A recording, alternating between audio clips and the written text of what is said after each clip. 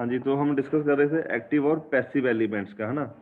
तो active yes elements sir. का हमने क्या डिस्कस किया था कि which possess energy of their own, तो वो बाकी सर्किट के जो एलिमेंट्स हैं तो उन्हें भी वो ट्रांसफर करते रहते हैं। जैसे आपके वोल्टेज सोर्स हो गए और करंट सोर्स हो गए।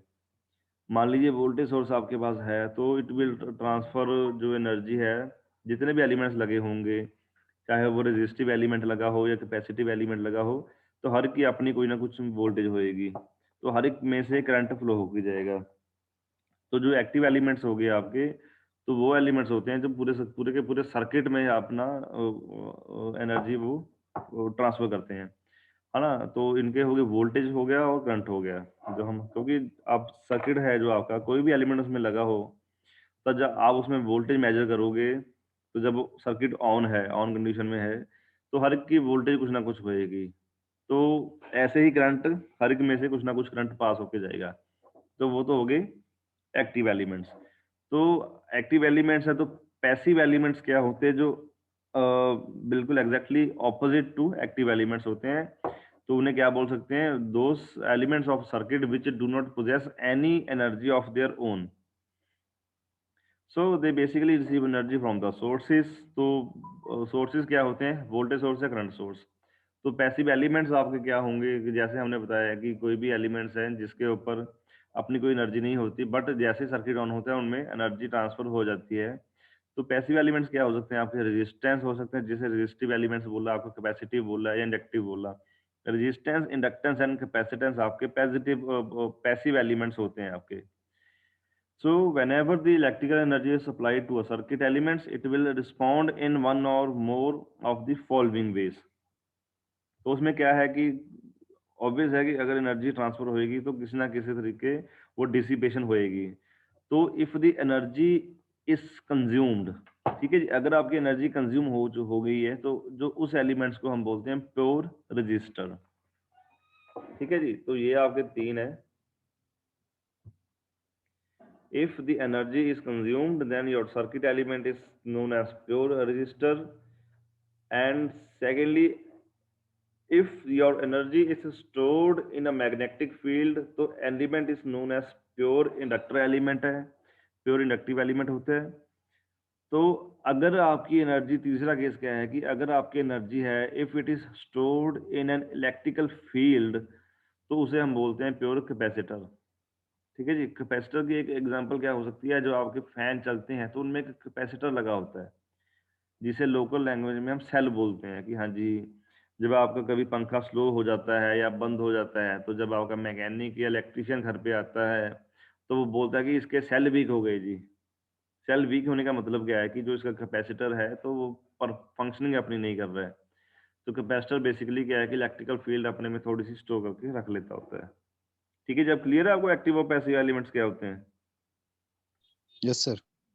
अगर कभी पूछा जाए तो जो अब जब आपका वाइवास वगैरह होते हैं, तो these are the most common questions. Give the differences between active and passive elements, या differentiate between active and passive elements, या define active elements and define passive elements.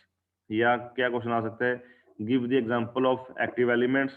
और एक क्वेश्चन क्या आ सकता है आपका? What are the various examples of passive elements.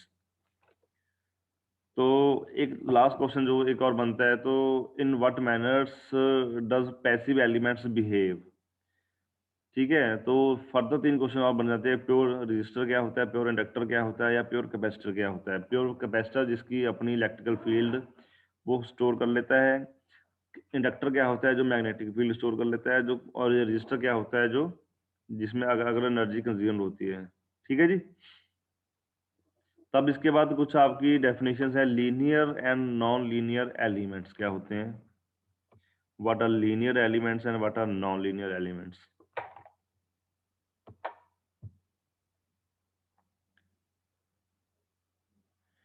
Linear elements क्या है? This shows the linear characteristics of voltage and current.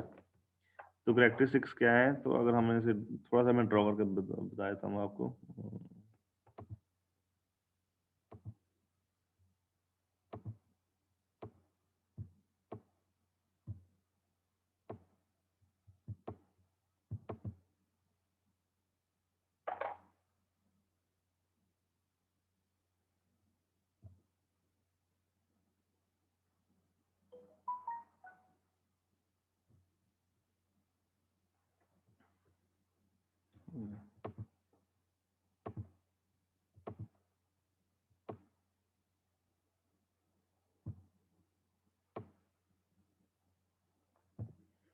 ठीक है, आपको ये शो हो रहा है?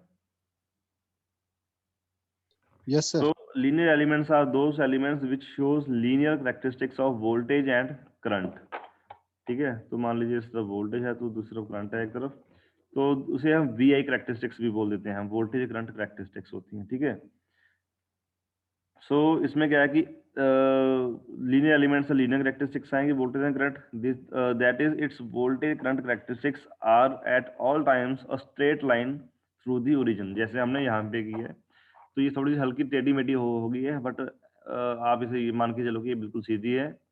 तो जो ये स्ट्रेट लाइन है तो इट मीन्स कि इट इज लीनियर करेक्टरिस्टिक्स।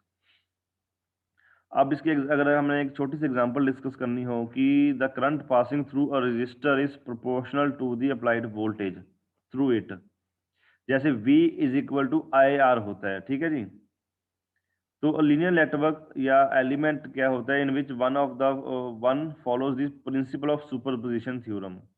ठीक है, जैसे आप एक वोल्टेज दी है तो वैसे उसके कॉरस्पॉन्डिंगली करंटराइज होएगा या कुछ भी होगा, तो लीनियर करेक्टरिस्टिक्स आपकी आ जाएंगी। ठीक है, तो resistors, inductors and capacitors are the examples of linear elements and their properties does not change with change in applied voltage and circuit current। जितना मर्जी आप चेंज कर दो तो उनकी कैरेक्टरिस्टिक्स हैं जो वो लीनियर रहेंगी हमेशा। ठीक है जी, अब इसके बाद है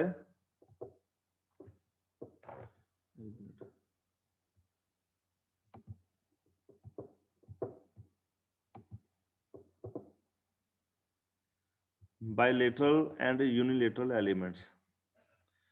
तो बायलेटरल यूनिलेटरल क्या होता है कि an element is said to be a bilateral network when same relation exists between voltage and current for current flowing in both directions।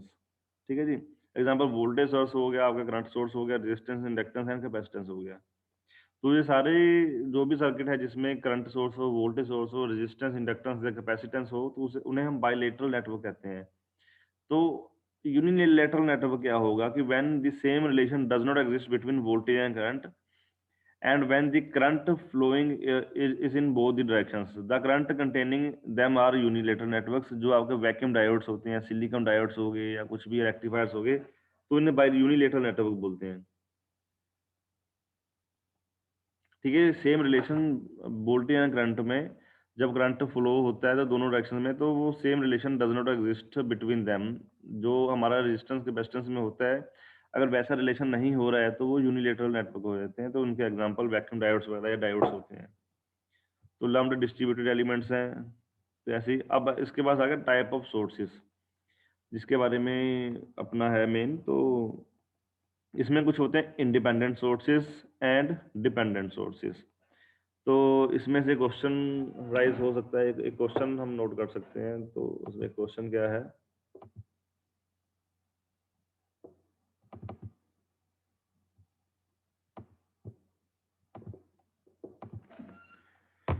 Question है what are independent sources, similarly what are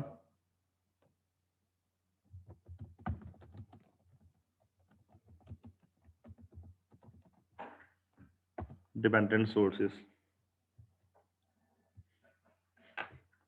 ठीक है जी, तो अब अगर हमें discuss करना हो कि what are independent and dependent sources,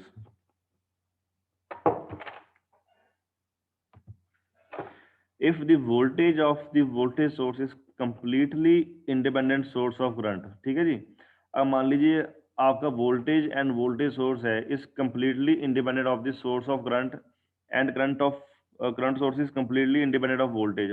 मतलब कि वोल्टेज सोर्स में करंट का कोई इम्पैक्ट नहीं है, करंट सोर्स में वोल्टेज का कोई इम्पैक्ट नहीं है। तो दो sources are called independent sources, उन्हें हम इंडिपेंडेंट सोर्सेज बोलते हैं। ठीक है,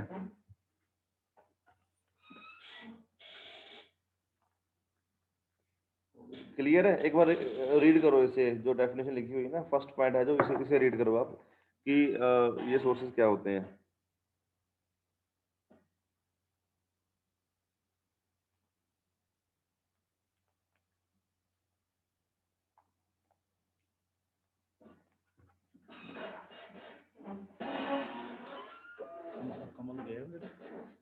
नीचे एग्जाम ड्यूटी।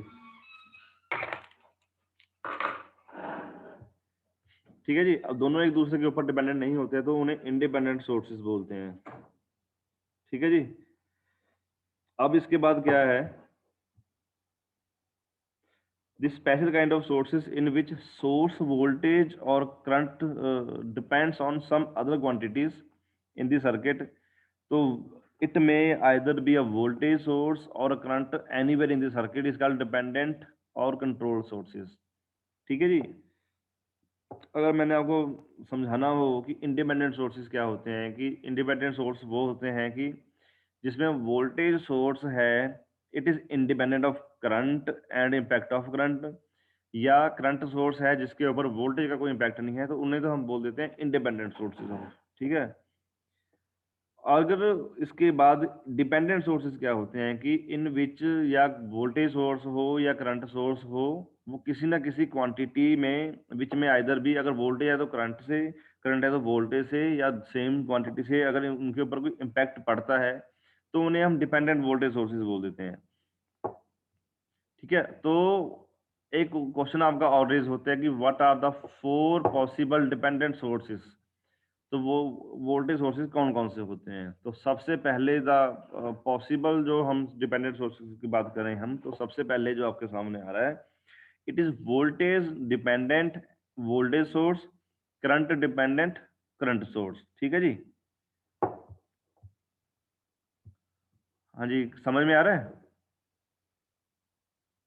सर एक बार फिर से ये कीजिए, रिपीट सर। कौन से वाला?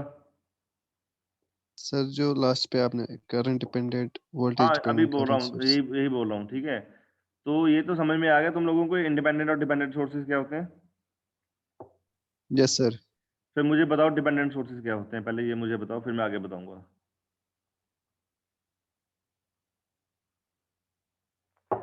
चलो शाबाश, ट्राई करो, बताओ। कोई भी बता दे, बिलाल, जुमनू, प्यूमा, विशाल, हिलाल, जो मर्जी बताओ, जल्दी बताओ। पर डिपेंडेंट वोल्टेज सोर्स क्या होता है? सर डिपेंडेंट वोल्टेज सोर्स वो होता है जो डिपेंड करे दूसरे क्वांटिटी पे। जैसे अगर वोल्टेज है वो डिपेंड करता है दूसरी करंट सोर्स पे सर, उसे हम डिपेंडेंट बोलते हैं सर। डिपेंडेंट वोल्टेज हाँ, मैं जो वोल्टेज हम के ऊपर भी कंट्रोल डिपेंड हो कर सकता है, सकते, जो करंट के हम ऊपर भी। जो सर हम कंट्रोल किसी दूसरी चीज से कर सकते हैं सर। हाँ जैसे हाँ, हमें एग्जैक्टली एग्जैक्टली। ठीक है, सर अब इसके 4 कॉम्बिनेशन बनते हैं, या तो वोल्टेज डिपेंडेंट वोल्टेज सोर्स हो, एक तो ये होगा वी वी हो गया। ठीक है, हम इसे अगर हमने वैसे ही लिखना हो कि हाँ जी ये क्या होता है, तो एक मिनट में यहाँ पे बोलूँ, इसे हम ऐसे ऐसे लिख सकते हैं, ये वी लिख दिया हमने कि वोल्टेज डिपेंडेंट वोल्टेज सोर्स, या हम सी लिख देंगे, सी। ये थोड़ा सा टेढ़ा मेढ़ा बनेगा क्योंकि यहाँ पे टाइप नहीं कर सकते ना, खुद समझ लेना। वी हो गया voltage dependent voltage source, C हो गया volt current dependent current source. अब इसके बाद क्या आ गया आपका, V C, VC voltage dependent current source, current source. या सी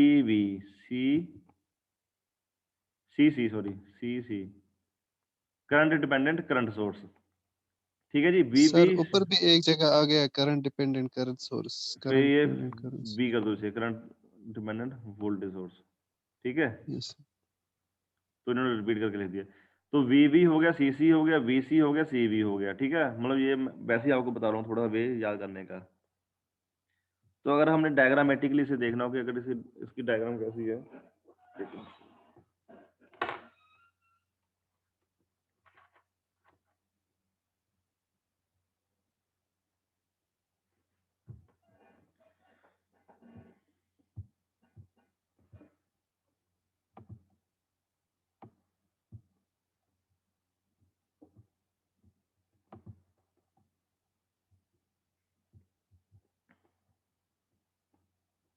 ठीक है, करंट डिपेंडेंट करंट सोर्स,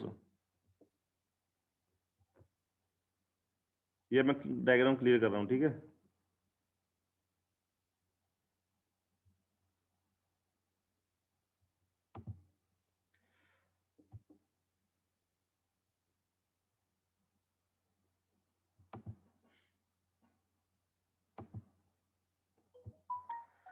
ये हो गया आपका करंट डिपेंडेंट करंट सोर्स। अगर आपको ये क्वेश्चन आ सकता है, draw the diagram for current dependent current source. ठीक है, ये इसकी डायग्राम है। वोल्टेज डिपेंडेंट वोल्टेज सोर्स की ये डायग्राम है आपकी। ठीक है जी। Similarly voltage dependent current source अगर रिप्रेजेंट करना हो तो ये ऐसे रिप्रेजेंट होगा, और करंट डिपेंडेंट वोल्टेज सोर्स का ये ऐसे होगा। ठीक है, ये डायग्राम आपको याद करनी पड़ेगी। तो बेसिकली होता क्या, तो इसके बाद में अपना सारा आ जाएगा। ठीक है, डायग्राम देख लिया आपने, नेक्स्ट कर दूं? Yes sir, yes sir.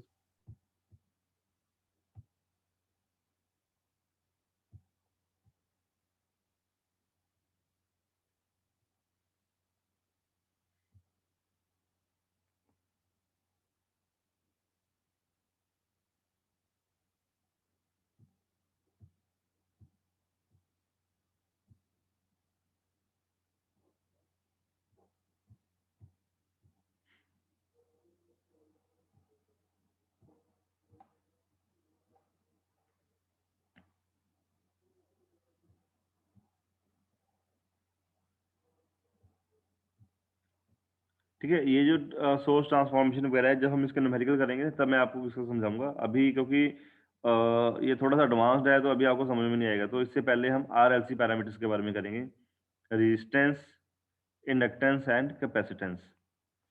ठीक है, तो रेजिस्टेंस के बारे में क्या है कि resistance is the opposition to the flow of current, है ना। As we all know resistance की डेफिनेशन क्या होती है, तो it is opposition to the flow of current. ठीक है, ये तो आपको पता है। तो अगर हमने इसे देखना हो तो resistance is that property of a circuit element which opposes the flow of electrical current, and in doing so it converts electrical energy into heat energy. ठीक है, तो इसकी सबसे बेसिक अगर हमने एग्जांपल देनी हो तो इसकी क्या एग्जांपल दे सकते हैं हम, कि इलेक्ट्रिकल एनर्जी वो हीट एनर्जी में कन्वर्ट हो रही है। इलेक्ट्रिकल एनर्जी आपकी लाइट एनर्जी में भी कन्वर्ट हो सकती है।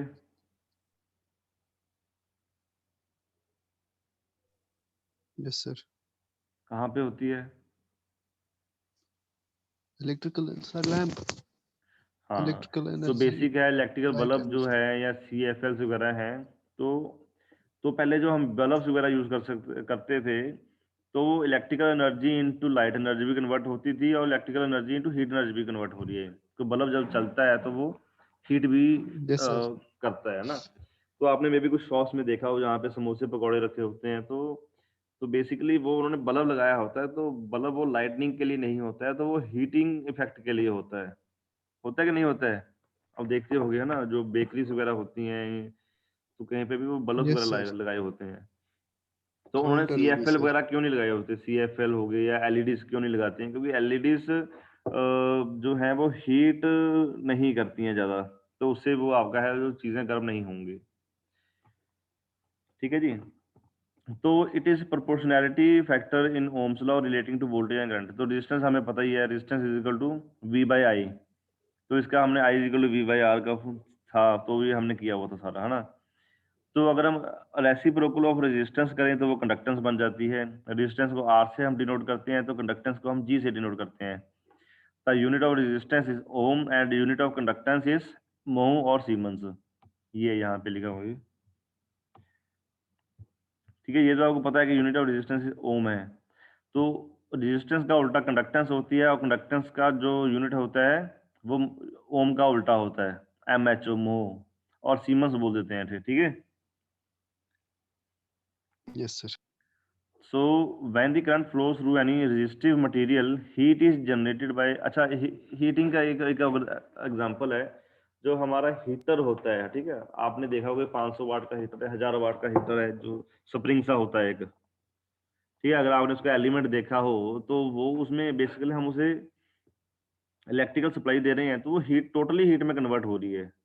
जो हीटर जहाँ पे आप कुकिंग वगैरह भी कर सकते हैं, देखे हुए हैं आप सभी ने, यस सर, यस सर। वो हीट में कन्वर्ट हो जी रहे सर। हैं। और सेकेंडली जो आपके हीट रूम हीटर्स वगैरह होते हैं, एक तो पहले आते थे जो जिनमें मिट्टी की रॉड होती थी, उसके ऊपर तार लिपटी होती थी।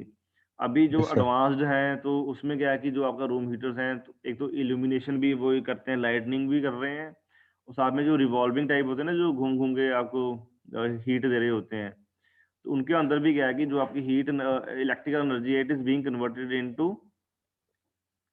Heat Heat energy. energy. Heat energy. ठीक है जी। तब इसके बाद में कि चलो वापस यहाँ पे आए थे हम अपनी पीडीएफ पे। So when the current flows through any resistive material, heat is generated by collision of electrons with another atomic particles. The power absorbed by resistor is converted into heat given by expression P is equal to VI। चलो ये तो हमें पता ही है, P is equal to VI होता है। तो हमें अगर हमने यहाँ पे, मैं यहाँ पे लिख के देता हूँ आपको, P is equal to VI,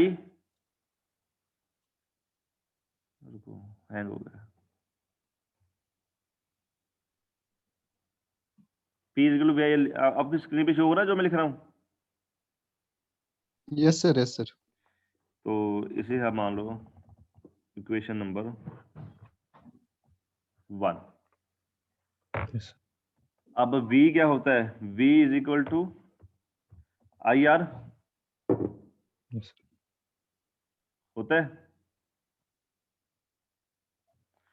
तो अगर इसे इक्वेशन 1 में पुट करें तो P की वैल्यू, इसका मतलब क्या होगा? P is equal to I square R हो जाएगा, yes sir, I raise to power 2 R. तो यही यहाँ इन्होंने यहाँ पे लिखा हुआ है, P is equal to V I और I square R. I square R का मतलब क्या होता है? जो हीट आपकी कन्वर्ट हो रही है, ठीक है। P is equal to V I is equal to I square R, where I is the resistor in is the resistance in current in ampere है। तो इसमें थोड़ा गलत लिखा हुआ है ना, I is the resistor in ampere, yes sir. ये थोड़ा सा गलत लिखा हुआ है यहाँ पे, ठीक है। हाँ, तो जैसे इन्होंने यहाँ पे गलती की हुई है, तो इसमें क्या है कि P is equal to I square R, where I is the resistor in amperes. तो I is the current in amperes है, and V is the voltage across the resistor in volts, ठीक है। तो मतलब ये थोड़ा मतलब हम देख सकते हैं ऊपर नीचे, कई बार ऐसे हो जाता है कि फ्लो में बोला जाता है। तो अभी तो चलो नोटिस में आ गया ये, तो ठीक है जी। तो एनर्जी लॉस्ट का ये फॉर्मूला सीधा है, तो ये अपना उसके बाद आ गया आपका inductance.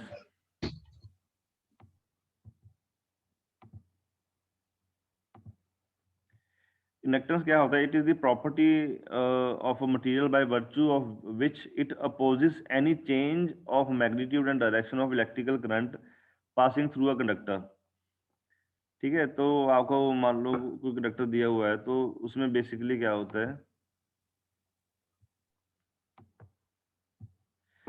it is the property of a material by virtue of which it opposes any change of magnitude and direction of electrical current passing through the conductor। अब मान लीजिए आपके वायर ऑफ सर्टेन लेंथ है, when it is twisted into a coil becomes a basic conductor, ठीक है। जब आप एक लेंथ ऑफ वायर को अगर हम उसे ट्विस्ट करेंगे, ट्विस्ट मतलब उसे घुमाना, ठीक है, तो it becomes a basic conductor. तो अब उसमें क्या है कि जितनी नंबर ऑफ टर्न्स हम दे देंगे उतना ही उसमें करंट चेंजेस हो जाएंगे, तो इलेक्ट्रोमैग्नेटिक फील्ड है उतनी ही वो चेंज हो जाएगी उसकी। तो इंक्रीज इन करंट क्या कह रहे हैं कि expands the field and decrease the current, and decrease in current reduces it. जब हम करंट इंक्रीज कर रहे हैं तो आपकी मैग्नेटिक फील्ड इंक्रीज होएगी, जो डिक्रीज कर रहे हैं तो मैग्नेटिक फील्ड है वो रिड्यूस होएगी। चलो ऑब्वियस चीज है ना। तो a change in current produces a change in electromagnetic field. तो इसे बोलते हैं Faraday's law of electromagnetic induction. तो अगर हम इंडक्टर की बात करें, तो इंडक्टर को अगर उसकी हमने वोल्टेज दिखानी है, तो उसमें होती है वोल्टेज उसकी L D I by D T. L तो यहाँ पे थोड़ा ऊपर नीचे दिया हुआ है, it is given as L multiplied by D I by D T. ये एल के साथ में ही है जो D I by D T दिया हुआ है इन्होंने, ठीक है।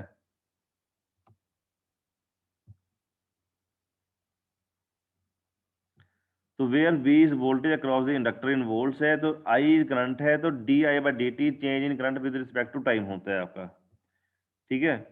तो जब इन्होंने मतलब पावर, एक तो ये आपको रिलेशन आ गया inductors, voltage across the inductor क्या होती है? L D I by D T. तो ये रिलेशन आपने हमेशा याद रखना है कि वोल्टेज अक्रॉस द इंडक्टर क्या होती है, it is always given as L D I by D T. ये आपने बेसिक्स इलेक्ट्रिकल में पढ़ा होगा वैसे। अगर आपने फर्स्ट सेमेस्टर लगाया है तो उसमें पढ़ा होगा, डिप्लोमा किया है तो डिप्लोमा में पढ़ा होगा, प्लस टू की है तो फिर तो पढ़ा ही होगा। ठीक है, तो आप सभी लीड से हो तो इट इज़ क्वाइट ऑब्वियस कि डिप्लोमा में आपने ये देखा होगा सारा कुछ। तो अगर हमने पावर अब्जॉर्ब इंडक्टर निकालना है तो उसे इंटीग्रेटिंग कर करा के जो उसका फाइनल रिजल्ट आता है तो वो ये आ जाता है आपका Li²/2। ठीक है, ये मैं आपको नोट्स भेज दूंगा तो आप इसमें खुद देख सकते हो। तो इसकी एग्जांपल दी हुई है इन्होंने कि एक करंट है इन 2 हेनरी इंडक्टर है। इंडक्टर की जो यूनिट होती है वो हेनरी होती है। ठीक है, अब मान लीजिए कह रहे हैं कि current in two henry inductor है rises at a rate of 2 ampere per second. तो आपको वोल्टेज अक्रॉस द इंडक्टर निकालनी है। So find the voltage across the inductor, the energy stored in the magnetic field after 2 second. तो ये आपको सीधा numerical है आपका। तो सिमिलरली आपका रेजिस्टेंस का हो गया, इंडक्टेंस का हो गया, इसके बाद आ गया आपका कैपेसिटेंस। कैपेसिटेंस में बेसिकली क्या होता है, capacitor consist of 2 metallic surfaces होता है और conducting surface separated by dielectric medium in between them. 2 capacitor होते हैं तो उनके अंदर एक डाइलेक्ट्रिक मीडियम होता है, उनके थ्रू वो दोनों एक दूसरे से सेपरेटेड होते हैं। It is a circuit element which is capable of storing electrical energy in its electrical field. तो हमने सबसे पहले डिस्कस किया था कि प्योर रेजिस्टिव, कैपेसिटिव और इंडक्टिव एलिमेंट्स क्या होते हैं। एक तो एनर्जी स्टोर करता है, एक एनर्जी इलेक्ट्रोमैग्नेटिक फील्ड स्टोर करता है। याद है कि भूल गए? मैं दिखाया था दोबारा आपको।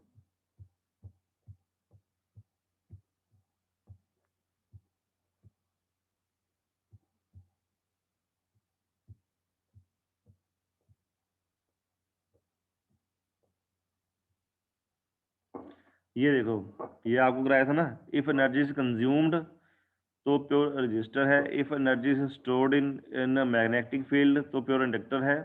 तो कैपेसिटर का आपको क्या बताया था कि जब electrical energy stored in the magnetic electrical field तो उसे प्योर कैपेसिटर बोलते हैं। ठीक है, याद आ गया कि नहीं?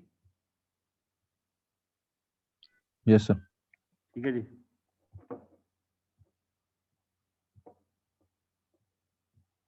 तो फिर आपका आ गया कैपेसिटेंस। तो कैपेसिटेंस क्या होता है?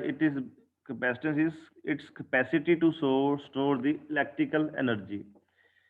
तो capacitance is the proportionality constant relating to change in the conducting plates of the potential.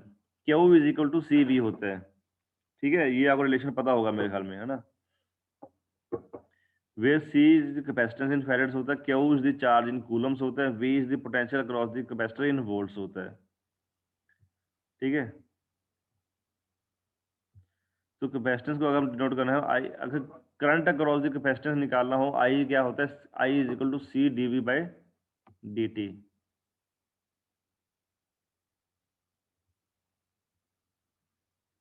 ठीक है, यस सर। कंक्लूजन निकालते हैं। चलो ये मैं भेजूंगा तो कंक्लूजन आप खुद देख सकते हो अपना ये क्या होता है। अब इसके बाद आ गया आपका किरचॉफ्स लॉ, KCL KVL। तो ये हम नहीं करेंगे। तो वैसे आपको पता है KCL KVL क्या होता है?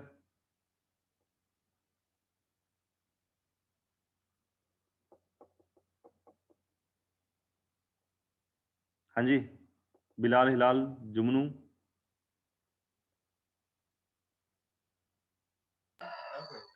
सर उतना याद नहीं है, थोड़ा भूल गया है सर।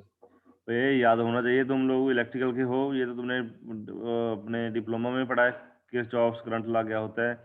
तो मैं बता देता हूँ। चलो, एक आपके पास मान लीजिए नोड है, तो उसमें से कुछ करंट आ रहे हैं, कुछ करंट, जितना करंट आ रहा है उतना करंट जाता है सर्किट में से। ठीक है, तो KCL जो है किरचॉफ्स करंट लॉ क्या कहता है? The total current entering a junction is equal to total current leaving that junction. मान लो एक पॉइंट है, वहां पे आपका 2 करंट आ रहे हैं, I1 और I2, और बट जो लीव करके जा रहे हैं वो जा रहे हैं I3, I4, I5। तो इसका मतलब क्या होगा कि I1 plus I2 will be is equal to I3 plus I4 plus I5। तो इन्होंने कुछ और डायग्राम दी हुई है, तो हम इस डायग्राम के अकॉर्डिंगली अगर हमें देखना हो तो मान लो आपके पास एक डायग्राम है। तो उसमें क्या है कि I1 आपका आ रहा है और I4 आपका आ रहा है। The incoming currents are taken as positive and outgoing currents are taken as negative। ठीक है, तो जो केसीएल होती है, केसीएल क्या बोल रही है आपको कि incoming currents are equal to outgoing currents, ठीक है। Yes sir. तो इट मींस, अब इसमें डायग्राम में अगर आपके सामने हो, डायग्राम ध्यान से देखो, मैं थोड़ा जूम कर देता हूँ। डायग्राम देखो, क्या समझ में आ रहा है इसमें से आपको? इनकमिंग करंट कौन कौन सा है? Sir I1 I4 sir. ये आपका मान लो नोड है, ठीक है, जो येलो येलो है। तो I1 और I4 आर इनकमिंग करंट। तो आउटगोइंग करंट कौन कौन से है? I2, I3, I5। I3 I5 yes sir. So according to your KCL, I1 plus I4 will be equal to I2 plus I1 I3 plus I5। Yes तो sir. अगर हम दोनों एक साइड पे लेके आ जाएं तो ये क्या बन जाएगा? I1 plus I4 minus is I2 equal minus I3 minus I5 is equal to 0। 0। ठीक है। अब मान लो आपका I1 है 3, I4 है आपका 3, 6 I2 है आपका 2, I3 है आपका 2, तो I5 की वैल्यू क्या होएगी? 2। हाँ, तो ऐसे ही हम अननोन करंट की वैल्यू निकाल सकते हैं थोड़ा बहुत, पर ऐसा कुछ आपको न्यूमेरिकल नहीं आएगा, तो ये बच्चों वाला ही है, तो ऐसा कुछ भी नहीं आएगा आपको।